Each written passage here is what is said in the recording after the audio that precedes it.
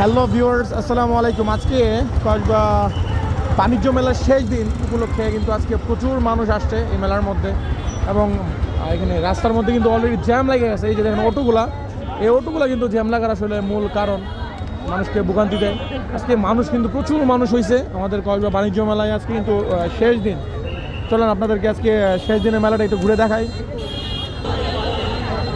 ওরে ভাই, এই যে মানুষ আর মানুষ, ঠেলাঠেলি চলতেছে প্রচুর।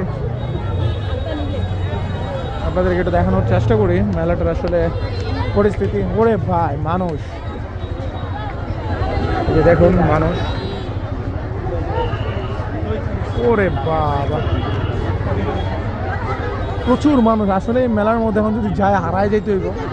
দেখেন মেলার মধ্যে অবস্থা, হায় হায় হায় ভাই রে ভাই, কি অবস্থা।